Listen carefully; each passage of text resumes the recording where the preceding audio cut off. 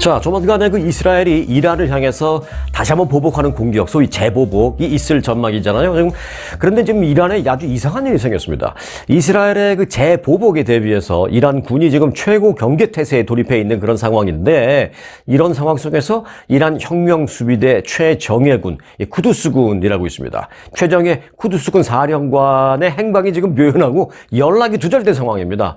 그러니까 한국으로 예를 들어볼까요? 뭐 그런 예를 들고 싶지는 않습니다만, 좀 우리가 좀 실감나게 느껴볼 수 있게 뭐 굳이 예를 든다면, 한국 같은 경우에 예를 들어서 뭐 비무장지대나 휴전선 인근에 북한군이 갑자기 최정예 전투부대를 다 데려다 놓고 뭐 밀집시켜 놓고, 그리고 뭐 대공포, 무슨 전차, 포 이런 것을 쫙 집결해 놓고 있는 그런 긴장이 고조되고 있는, 언제라도 일측즉발의 어떤 군사 공격이 발생할 수도 있는 그런 상황을 만들어졌다고 쳤을 때, 그때 그런 상황 속에서 한국의 국방장관이 연락이 안 되는 거예요. 똑같은 일이 지금 이란에서 있습니다. 자, 이란의 언론들은 그래서 에스마일 가니라는 올해 67살의 에스마일 가니라는 이란 군 사령관이 지금 현재 어디에 있는지 의문을 제기하는 보도, 이게 계속 내보내고 있습니다. 이게 의문이다라는 것이죠. 앞서 그 이스라엘과 아랍권 언론들은 그 가니 사령관이 이스라엘의 레바논 베이루트 공습 때 사망했거나 또는 부상을 당했을 수도 있다라고 그렇게 보도를 한 적도 있습니다. 그런 보도가 나오자 다른 언론사들이 일제히 그 부분에 대해서 확인 취재에 나선 겁니다. 이란 그 정부를 상대로. 하지만 이란 언론들은 이란 정부 당국자들로부터 이 가니 사령관의 행방에 대해서는 명확한 해답을 듣지 못하고 있습니다. 예를 들어서 그전에는 뭐 다른 어떤 군사령관이 폭사했으면 폭사했다, 뭐 암살됐다, 이런 걸 다 얘기하는데, 이번에는 얘기를 안 해주고 있는 거예요. 정부 당국에서. 지금 이스라엘이 그 이란의 핵시설을 폭격하니, 아니면 뭐 석유시설만 폭격하니, 아니면은 석유시설, 핵시설 다 폭격을 할 것 같니, 뭐 이러니 저러니 많은 긴박한 상황인데, 이란 군 최고사령관이 지금 연락 두절인 그런 상황입니다. 자, 쿠두스군은 혁명수비대 내에, 이란에서는 이제 뭐 이란 그 군을 혁명수비대라고 부르잖아요. 한국은 뭐 대한민국 국군 뭐 이렇게 부르듯이, 이란의 그 혁명수비대 내에 해외 작전을 담당하는 최정예 부대가 바로 쿠두스군입니다. 이라크와 시리아, 또 뭐 레바논 등지에서 활동하는 그 친이란 무장 조직에 자금도 대주고, 무기도 대주고, 훈련도 시켜주고, 때로는 대테러 작전도 지원하는 그런 임무를 수행하는, 그러니까 이란이 해외와 관련돼서는 가장 중요한 군이 바로 이 쿠두스군인데, 그 쿠두스군이 국방장관이 지금 연락이 안 되고 있는 겁니다. 자, 가니 사령관은 2020년 미국에 의해서 암살된 이란의 국민적인 영웅이라고 불리웠던 솔레이마니 사령관 후임으로 이 쿠두스군을 지휘해오고 있는 인물입니다. 그러니까 이란 군의 핵심 인물이죠. 그리고 국민들로부터 많이 추앙을 받는 그런 인물이죠. 이런 사람이 지금 연락 두절인데 정부에서 이런 방구 뭐 어떤 얘기를 안 해주고 있는 겁니다. 자, 이스라엘과의 전면전이 우려되는 상황에서 쿠두스군 사령관의 부재에 이란 내부가 지금 술렁이고 있습니다. 이란 내부뿐만이 아니라 이 국민들까지도요. 자, 베이루트에 주재하고 있는 혁명수비대의 한 인사는 가니 사령관의 연락 두절과 또 이에 대한 이란 고위 당국자들의 침묵이 이어지고 있는 현 상황에 대해서 이란 국민들은 사실상 공황 상태에 빠졌다, 이렇게 전하고 있습니다. 이스라엘에 저항하는 소위 저항의 축이라고 그러잖아요. 뭐 이라크, 레바논, 시리아 등등등 저항의 축이라고 하는데, 그 소위 저항의 축의 큰 형님뻘 되는 그 이란이 이번에 그 이스라엘에게 완전히 속절없이 당하는 걸 본 그 이란 국민들이 정신적 그리고 심리적으로도 큰 충격을 받은 것 같습니다. 거기다가 플러스 알파 이번에 군 사령관까지 연락이 안 되니까 더 국민들의 충격은 큰 것 같습니다. 자, 그런데 이 정신적으로 충격을 받은 사건 또 하나는 바로 지난달에 있었던 그 삐삐 동시폭발 사건이었잖아요. 자, 그와 관련해서 그 삐삐가 어떤 과정을 거쳐서 만들어졌는지가 밝혀졌습니다. 자, 지난달 17일 레바논에서 일어난 그 무선 호출기 소위 이 삐삐 동시다발 폭발 사건, 한 3,000개의 삐삐가, 뭐 쉽게 말하면 3,000명이 차고 있던 삐삐가 이제 폭발했다, 그렇게 뭐 말할 수도 있는데, 그 동시다발 폭발 사건은 폭탄이 숨겨진 그 삐삐 설계에서부터 제조와 공급까지 이스라엘 정보기관 모사드가 주도한 모사드의 치밀한 작전의 결과였다 라고 워싱턴 포스트가 여러 방면의 취재를 해서 그걸 보도를 했습니다. 지난 주말에. 자, 내용은 아주 흥미진진합니다. 보면 뭐 뭐 배격적인 사건입니다만 하여간 그 내용을 보면 얼마나 치밀한지 알 수 있습니다. 레바논의 친이란 무장정파 헤즈볼라의 그 주요 통신 수단은 삐삐였거든요. 왜냐면 이제 스마트폰이나 핸드폰 같은 것도 있지만 이거는 이제 이스라엘로부터 해킹당할 수도 있고 도청당할 수 있다는 이런 걱정 때문에 그 헤즈볼라 대원들한테 그 헤즈볼라 중심부의 지도부가 야 니네들 전화기 같은 거 쓰지 말고 특히 이제 스마트폰 같은 건 아예 쓰지 마. 이건 그냥 저 이스라엘 얘네들이 다 도청하고 다 해킹하고 위치 추적까지 다 하니까 스마트폰 쓰지 말고 가능하면 쓰지 말고 자 지금부터 줄 때가 이 삐삐 차고 다녀. 삐삐 차고 다니다가 우리가 연락할 게 있으면 전화번호나 무슨 메시지 같은 거를 보낼 테니까 그거 보고 다 움직여. 스마트폰 쓰지 마. 자, 지금부터 삐삐차. 이러면서 이제 그때 3,000개 이상을 대량 구매해서 다 채워줬거든요. 그 삐삐가 동시 폭발하면서 조직원 3,000여 명이 죽거나 다치거나 뭐 양손이 다 잘리거나 얼굴이 막 묽어지는 거나 왜냐면 이거 삐삐가 어디가 빼서 이렇게 들여다보느냐고. 들여다볼 때 폭발했으니까 붙잡고 있던 손, 들여다보던 얼굴 다 큰 피해를 입은 거죠. 그러니까 민간인들도 물론 많은 피해를 봤습니다만은. 자, 그런데 이제 헤즈볼라 지도부가 이 삐삐의 공급 제한을 처음 받았을 때 조직 관리와, 그러니까 헤즈볼라는 뭐 스마트폰을 막 쓰지 마 했지만 이런 삐삐를 골라서 구매할 때도 항상 이스라엘한테 추적당하고 도청당할 수 있다, 뭐 해킹당할 수 있다 이런 걱정을 항상 하거든요. 그래서 가능하면 그렇지 않을 수 있는 그 삐삐를 사야 된다, 뭐 이런 생각을 늘 갖고 있었던 거예요. 근데 조직 관리와 전투에 적합한 그런 추적 방지 기능, 또 배터리 성능 기능, 뭐 해킹 방지 기능, 뭐 이런 제품에 가장 그 심혈을 기울여서 이제 고르고 뭐 그러고 있었는데 이 대만의 아폴로라는 회사에서 만들었다는 그렇게 알려진 뭐 실제는 아닙니다만은 이 삐삐를 소개받자 아주 그 기능과 여러 가지의 큰 만족감을 헤즈볼라 지도부로 나타냈다라고 합니다. 자, 보도에 따르면 현대판 통신 트로이목마라고 불리우는 이 삐삐 폭탄의 작전 구상은 2년 전부터 시작됐다고 합니다. 지난 2022년에 처음 이스라엘에서 이 작전 구상이 나왔다고 합니다. 그리고 이제 지난해 10월 7일 다 아시죠? 이 팔레스타인 무장정파 하마스가 이제 이스라엘에 가서 기습 공격한 것, 그 공격으로 가자지구 전쟁이 촉발됐잖아요. 그 촉발되기 1년 전 이제 그 아이디어가 처음 나왔다고 합니다. 그러니까 이제 그 가자지구 전쟁이 발생한 지는 이제 오늘로서 딱 1년 됐습니다. 그리고 그로부터 1년 전이니까 이 아이디어가 난 거는 그래서 뭐 지금부터 이제 2년 전이다. 이제 그 얘기인데요. 자, 이스라엘의 그 해외 담당 정보국 모사드, 그리고 국내 담당 정보국은 신베트라고 말씀드렸죠. 자, 해외 담당 정보국 모사드는 지역 내의 친이란 무장 세력 가운데 가장 강력한 그 헤즈볼라의 내부에 어떻게 하면 침투할 수 있을까 계속 고민을 하고 연구를 수년간 해왔는데 이 헤즈볼라 지도부는 이스라엘의 도청과 해킹 또 추적을 또 우려하면서 계속 그러고 있던 상황이었습니다. 그럴 때 모사드가 이 점을 오히려 역이용한 겁니다. 헤즈볼라가 자기네 이스라엘의 어떤 해킹이나 도청 뭐 이런 것을 걱정하고 있다라는 것을 이스라엘은 이걸 역이용한 겁니다. 자, 항상 이스라엘의 도청이나 해킹을 걱정하면서 통신기기 구매에 어려움을 겪던, 그리고 아주 심혈을 기울여서 가능하면 안전한 것을 이스라엘로부터 좀 자유스러울 수 있는 그런 기기를 구하려고 노력하는 그런 헤즈볼라를 이스라엘을 이용했다는 얘기인데, 헤즈볼라는 자, 작년에 그 대만의 브랜드인 아폴로라는 회사의 호출기 이 삐삐를 이제 소개받게 됩니다. 이스라엘 정보국이 헤즈볼라의 의심과 경계를 살 수 있는 미국 회사나 또는 뭐 다른 이스라엘과 뭐 친한 그런 나라의 업체가 아닌 생뚱맞게 저 멀리에 있는 아시아에 있는 대만이라는 나라의 아폴로라고 듣도 보도 못한 그런 브랜드를 싹 내세운 겁니다. 이 제안은 그 아폴로라는 그 대만 회사와 평소에 잘 알고 있는 어떤 한 여성이 중간에서 일을 했습니다. 자신의 신원과 자신의 국적을 밝히기를 거부하면서 워싱턴 포스트와 인터뷰를 이 여성이 했습니다. 그게 이제 지난 주말에 밝혀진 건데요. 그 국적과 신원 공개는 거부한 이 여성은 자신의 회사를 세워서, 그러니까 자신의 이름으로 회사를 하나 세워서 아폴로, 대만 회사 아폴로의 그 삐삐를 대량으로 내가 사서 판매를 해주겠다라면서 대만으로 가서 이 아폴로 회사로부터 판매를 해도 된다라는 판매 허가 라이센스를 받았습니다. 그런데 이제 판매 허가 라이센스를 받기 위해서는 어떻게 돼요? 이제 회사가 무언가 있어야 될 거 아니에요? 회사가 있어야 대만으로부터 뭐 물건도 가져올 수 있고 또 이걸 팔 수 있는 주체가 되니까 이제 회사를 세웠는데 이 그 유령 회사를 세운 거죠.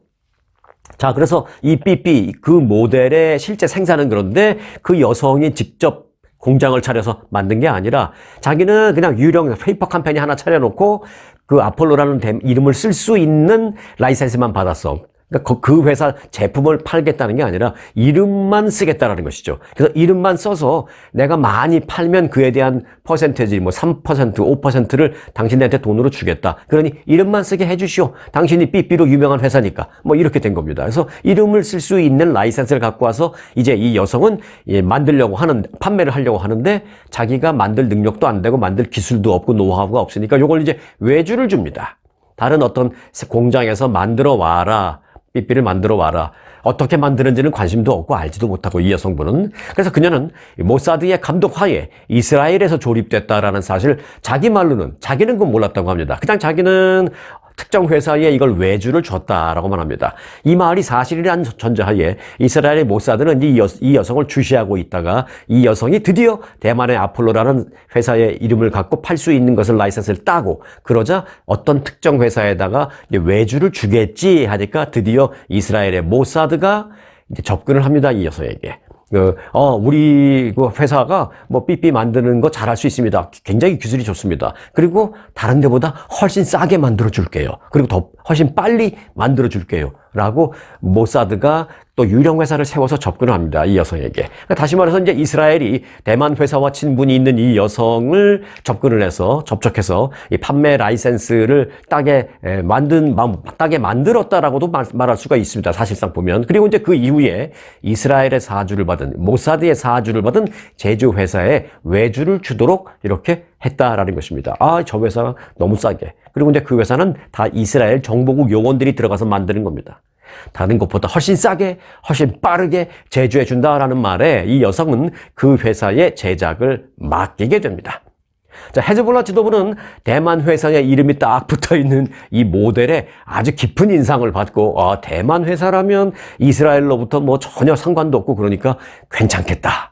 우리를 뭐 추적하고 해킹하고 이런 없겠다라는 그런 깊은 인상을 받고 5,000개를 그때 대량 한꺼번에 구매해서 헤즈볼라 전투원과 또 지원 지도부 요원들에게 나눠줬다고 합니다. 하지만 이 삐삐는 제작 과정에서 강력한 소형 폭발물이 숨겨져 있는 배터리 팩이 장착됐습니다. 배터리 안에 이제 그런 소형 폭발물이 들어간 거죠. 그 결과는 잔혹했습니다. 다 아시다시피 호출기가 폭발 시에 이용자의 피해를 극대화하기 위해서 이스라엘의 그 기술자들이 한 게 뭐냐? 어떤 메시지를 보냈는데 가끔은 이제 암호화된 메시지를 보낸다고 합니다. 그래서 특별히 암호화된 메시지를 보냈을 때 그 암호화된 메시지를 보기 위해서는 반드시 두 손으로 동시에 두 개의 버튼을 이렇게 누르고 봐야만 하도록 그렇게 설계를 했습니다. 왜요? 피해를 극대화시키기 위해서. 이에 따라서 그 암호화된 메시지가 이제 왔습니다. 그래서 폭발 시에 이용자 대부분이 어떻게 했어요? 두 손으로 버튼을 같이 누르고 얼굴을 들여다보죠. 그래서 두 손을 모두 잃어버리게 되는, 다치게 되는 그런 치명적인 결과를 낳게 된 것입니다. 정말 그 이스라엘 군과 정보국의 어떤 치밀함도 엿볼 수 있지만 참 잔인성도 동시에 볼 수 있는 그런 삐삐 폭발 사건의 전모였다라고 말할 수가 있습니다. 자, 미국의 대통령 선거 이제 한 달 앞두고 있죠. 올해 78살이신 트럼프 전 대통령.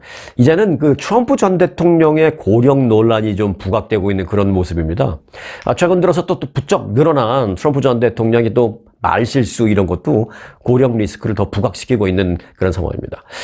트럼프 전 대통령은 지난달 18일 그 팍스 뉴스에서 해리스 부통령과의 그 TV 토론 당시에 진행자의 불공정성을 언급하면서 이렇게 말했죠.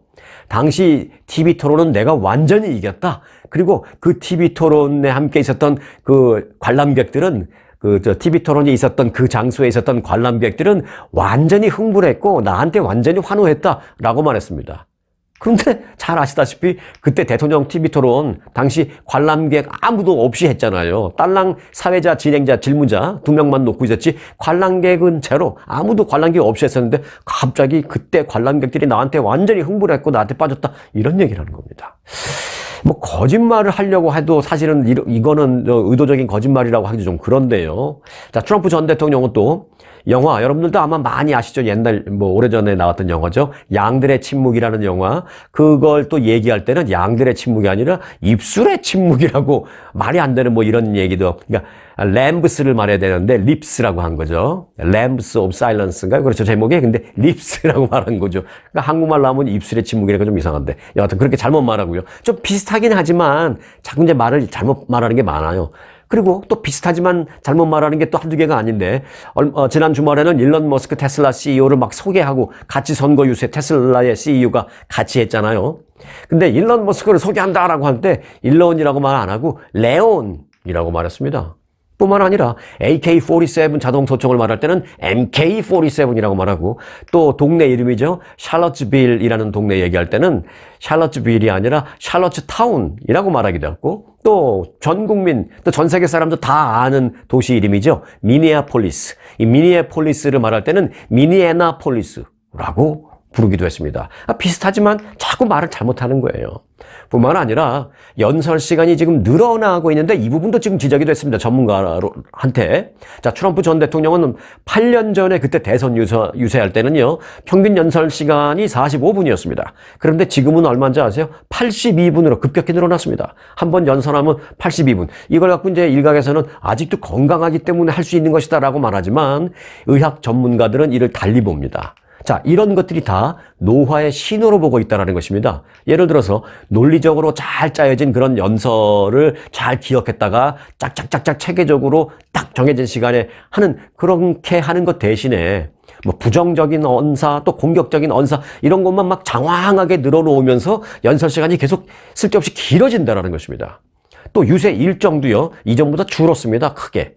트럼프 전 대통령은 올해 들어서 지금까지 61회, 61차례 유세를 했습니다. 이번 대선을 놓고. 그런데 지난 2016년 때는요, 같은 기간 동안, 그러니까 대선 한 달 앞두었던 그때 시점으로 본다면 283, 283의 유세를 했는데 지금은 61회 크게 줄은 것이죠.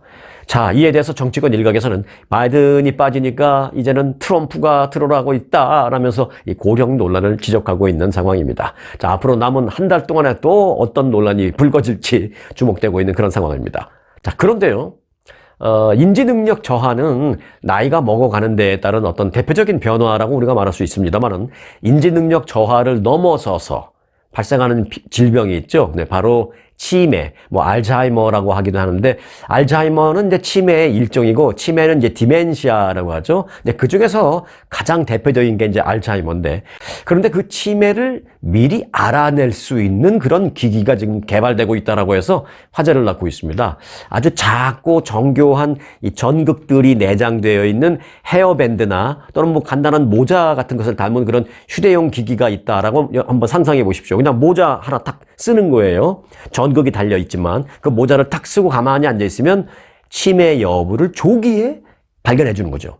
머리에 이제 그것만 착용을 하면 이 센서들이 미세한 뇌파 활동을 감지를 하는데요. 이는 마치 스마트워치가 지금도 스마트워치나 스마트폰으로 맥박 잴 수 있고 혈압 잴 수 있고 다 하잖아요. 그렇게 맥박이나 혈압을 측정하는 것, 그런 것 확인하는 것과 비슷하게 간단하다는 것입니다. 하지만 이 도구는 심박수를 측정하는 것이 아닙니다. 이 기기는 실시간으로 데이터를 분석하는 고급 인공지능 알고리즘을 사용해서요, 그 알츠하이머 병의 증상이 나타나기 최소한 한 몇 년 전에 감지할 수 있다고 합니다. 아주 미묘한, 미세한 그런 변화 같은 것을 알아내는 것이죠. AI가 수없이 많은 데이터베이스를 갖고. 아직 이러한 그 모니터가 최종적으로 개발되지는 않았습니다만은 AI가 이를 현실로 더 빨리 만들어줄 수 있다라는 게 이제 의학자들의 설명입니다. 메이오 클리닉의 신경과 이 AI 프로그램을 이끌고 있는 데이빗 존스 박사라고 있습니다. 이 데이빗 존스 박사는 측정 결과는 교통신호등처럼 간단하게 우리가 표현할 수 있다라고 말하면서 예를 들어서 건강한 활동이 포착됐을 때는 녹색불이 들어오게 만들고 또 주의가 필요한 경우에는 노란색불이 들어오게 만들고 그리고 의료 전문가와 빨리 상담이 필요한 그런 경우다라고 판단이 됐을 때는 빨간색을 표시해주는 그런 방식으로 개발이 될 것이다라고 설명을 했습니다. 자, 데이빗 존스 박사는 이 기술이 널리 사용되기까지는 앞으로 몇 년 이상의 시간이 걸릴 수도 있지만 지금 과학은 빠르게 진전하고 있다. 특히 AI가 있고 없고의 차이는 너무나도 크다. AI가 있기 때문에 아마 개발되는 그 시간은 훨씬 더 단축될 것이다라고 말하면서 지금 우리가 심박수를 잰다거나 혈압을 모니터링하는 것처럼 뇌 건강도 그렇게 수시로 그런 기기를 집에 하나 사다 놓고 수시로 뭐 매일이면 어때요? 매일 뭐 모자 쓰고 가만히 뭐 3, 40초, 1, 2분 정도 있으면서 그렇게 뇌 건강도 모니터링 하는 시대가 될 것이다. 아직 그 단계에 도달하지는 못했지만 그것이 바로 우리 앞에 있는 미래다라고 말했습니다. 자, 이 알츠하이머병은 가장 흔한 형태의 치매죠. 디멘시아. 현재 이제 미국에서는 65세 이상 가운데 약 580만 명이 이 병을 앓고 있는 것으로 알려졌습니다. 그런데요, 그 수가, 즉 알츠하이머병을 앓게 되는 수가 앞으로 한 20년, 25년 정도 되면 그러니까 한 2050년, 2060년 그 정도가 되면 그 수가 지금보다 무려 3배를 넘을 것이다라고 합니다. 그러니까 한 1,400만 명, 1,500만 명 이렇게 이를 것으로 예상된다는 게 의학자들의 얘기입니다. 알츠하이머는 점진적인 기억의 상실 또는 성격도 변하게 되고요. 그리고 궁극적으로는 뭐 예를 들어서 일상생활 목욕을 혼자 할 수 없게 된다거나 또는 옷 입기를 혼자 못한다거나 또는 평생 해왔던 어떤 그 전기세, 가스세 이런 유틸리티 청구서를 처리하는 것 같은 아주 기본적인 일상적인 작업을 수행하지 못하게 되는 그런 특징이 있습니다. 자, AI에 기대를 좀 해봐야 되겠습니다. AI는요, 그런데 이미 좀 뭐 기쁜 소식을 전해드린다면 AI는 이미 그 유방암 검진하는 촬영 그런 검사 같은 그런 다른 의료용으로는 이미 지금도 일부 사용되고 있다라고 합니다. 때문에 연구자들은 이 AI가 알츠하이머 조기 진단에 분명히 충분히 기여할 것으로 생각하고 있다고 합니다. 빨리 개발돼서 빨리 좀 대중화되기를 바라겠습니다. 자, 미국 남동부 지역이죠. 플로리다주. 플로리다주 주민들이 지금 잇따른 허리케인 때문에 긴장을 하고 있습니다. 플로리다를 향해서 지금 현재 열대성 태풍이 북상 중에 있는데요. 이번에 열대성 태풍은 이름이 밀턴입니다. 이 밀턴의 위력이 지금 오늘 이 시간은 열대성 태풍이지만 지금 허리케인 1등급으로 됐습니다. 어제까지는 열대성 태풍이었지만 오늘 이 순간은 허리케인 1등급으로 강화됐습니다. 그래서 지금 다들 이제 플로리다가 긴장하고 있는데 불과 일주일 전에 카테고리 4등급짜리 초강력 허리케인으로 200여 명이 사망하고 주택 수천 대가 파손되는 피해를 입은 이 플로리다가 이 일주일 만에 또다시 허리케인에 강타당할 그런 위기에 처해진 것입니다.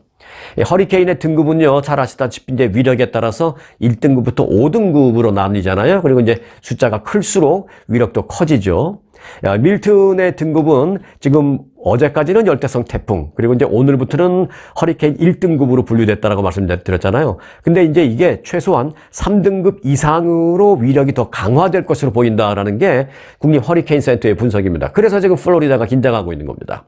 보통 허리케인은요, 바다에서 생성이 돼서 이제 이동을 하게 되죠. 그래서 내륙으로 들어온 다음에 내륙에 상륙한 후에는 이제 위력이 차츰 약해지는 경향이 있는데 이번에 그 허리케인 밀턴은 플로리다에 상륙한 이후에도 위력이 계속 커질 전망이라고 합니다. 한 1등급이나 2등급으로 상륙을 해서 이게 3등급 이상까지 올라갈 거라는 것이죠. 거꾸로 이번에는.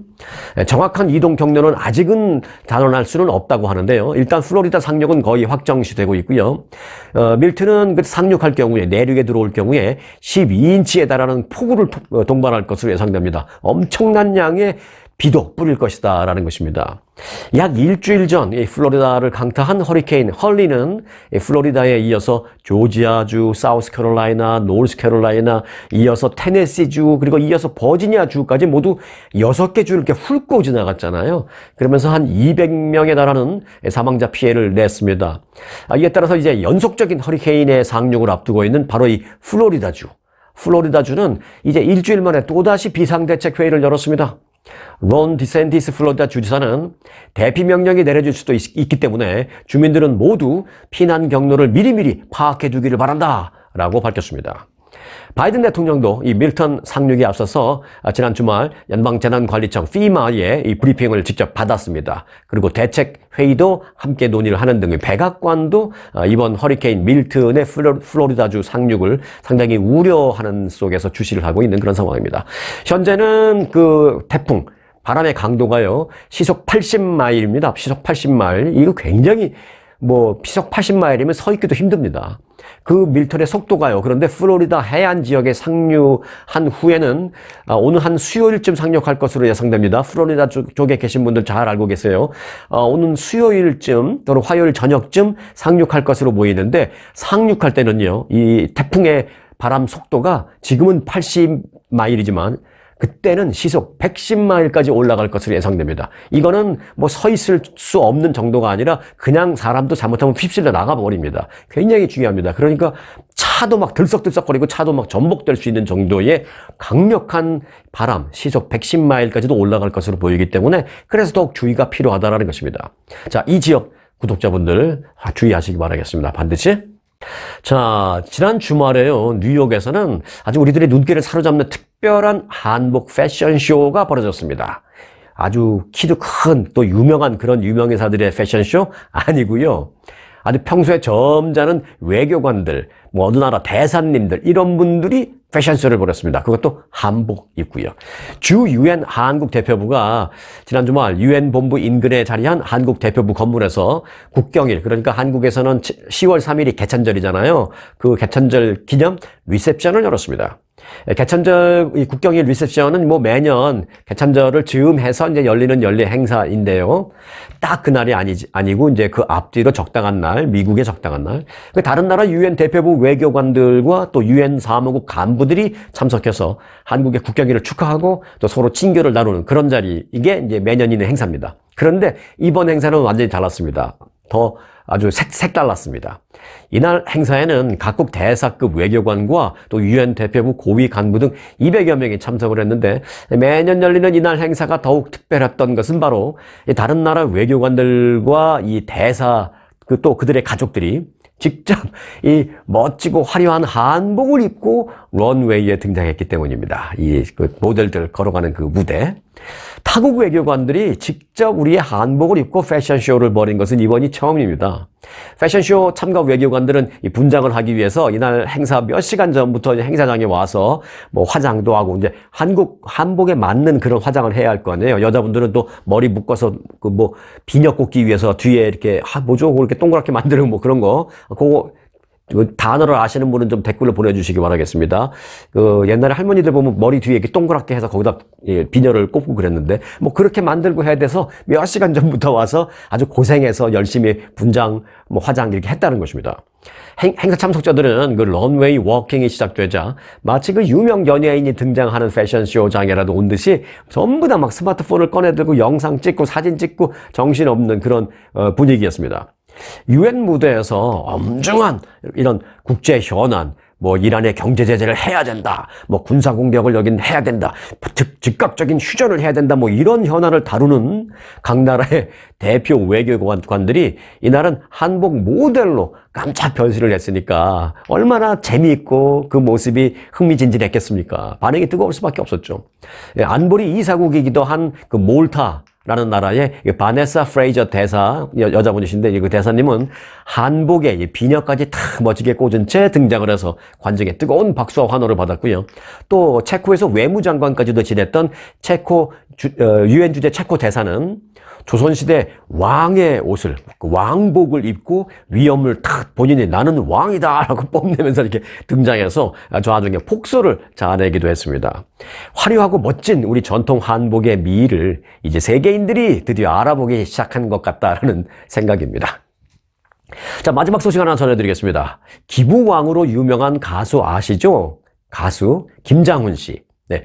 가수 김장훈 씨가 지금까지 기부한 액수를 딱 종합해 보니까 무려 한 200억 원 가까이 기부를 한 것으로 밝혀졌습니다. 그런데 그는 그에 대해서, 그런 일들에 대해서 내가 그것밖에 못했나요? 라고 말했다라고 합니다. 김장훈 씨는 어제 한 방송에 출연해서 그 사회자가 질문을 합니다.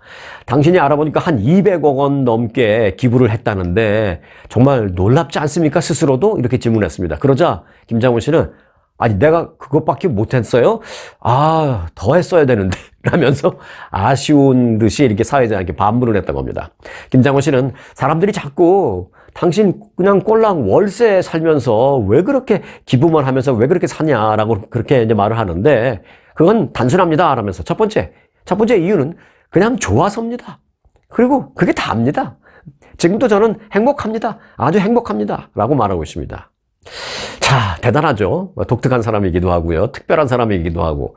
남에게 이제 무언가를 주면서 행복감을 얻는 그런 사람이죠. 자, 남에게 무언가를 이제 주는 게 아니라 받으면, 받을 때도 물론 좋죠. 남에게 무언가를 받으면 그때는 기쁘죠. 또 그리고 기분 좋죠. 그런데 행복하다라고 말하긴 좀 그렇죠. 남에게 무슨 도움을 받았다거나 남에게 뭘 받았다거나 행복하다라기보다는 그냥 기분 좋고 뭐 기쁘다 이 정도는 표현할 수 있죠. 하지만 행복하다라는 표현은 좀 그렇습니다. 그러나 남에게 무언가를 해주면 기쁘고 기분 좋은 것 외에도 행복함을 느낀다라는 것입니다. 김장훈 씨가 그 행복감을 얘기했다라는 것입니다. 자, 진정한 비부왕 김장훈의 얘기를 전해드리면서 오늘 영상은 마칩니다. 오늘도 행복한 하루 되시기 바라겠습니다. 대통령상 수상에 빛나는 초특급 아주 투어 모국 관광. 아주 모국 관광의 인기 비결은 전 일정 5성급 호텔의 럭셔리 숙박. 아주만의 27인승 VVIP 버스. 엄선된 맛집들이 선사하는 최고의 식사. 고객들의 표정이 증명하는 아주 단독 모국 관광은 그 누구도 따라할 수 없는 최고 인기 관광입니다. 건강검진도 모국 관광과 함께 하시면 훨씬 더 편리합니다. 모국 관광도 역시 아주 좋은 아주 투어.